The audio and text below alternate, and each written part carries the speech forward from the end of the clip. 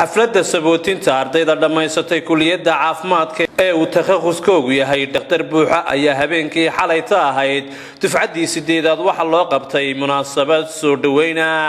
munaasabadan ayaa waxa ka soo qayb galay maamulka jaamacadda Amuud maamulka gobolka Awdal iyo mas'uuliyiin tiro badan sidoo kalena waxa qayb ka ahaa marti sharaf kala duwan munaasabadan intii ay socotay waxa hadallada kala duwan ka soo jeediyay macallimiinta iyo maamulka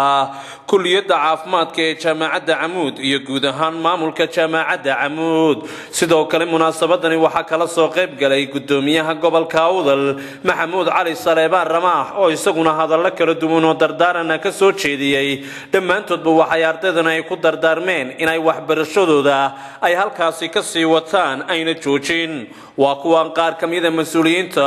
oo arrimahaasi ka hadlayana waxa ay sheegeen taariikhaha ay soo bartay jaamacadda Amuud waxaan caawa soo saaray oo tiradii hore dhaqaatiirta ku biiraysa 23 dhaqtar iyadoo noqon doonto markaa dhaqaatiirta ka soo baxday 95 gudahaan sideedaba ujeedooyinka loo asaasay qaybaha caafimaadka ee jaamacadda Amuud waxay ahayd inay soo saaraan xirfadlayaasha caafimaadka si ay u buuxiyaan health working force-ka waddanka u buuxiyaan sideedaba waxa soo dhamaystiray sanadkan in kulliyadii u dambeysana laga qalin jabiyo guusha caawinayay iyadoo ay xafladooda qalinjabintu ay noqon doonto maalinta ay dhiibaysa loogu dhawaankeeda orsa loogu talagalay hadday orsa noqoto oo mataqaana loogu dhawaaqi doono inay laga bilaabo maalinta dhakhaatiir noqon doonaan taadib bay ku taallaa caawa shalay saacadda ama maanta ilaa saaka intaan laydinku dhawaaqin natiijadiina runtii waxaad ku jirteen xaamuud ama isdaras xaaladda ku jirta. The first bit of bad news is that although you have spent a long time looking at the books and being with patients and going to lectures and learning things, the bad news is that you don't know everything.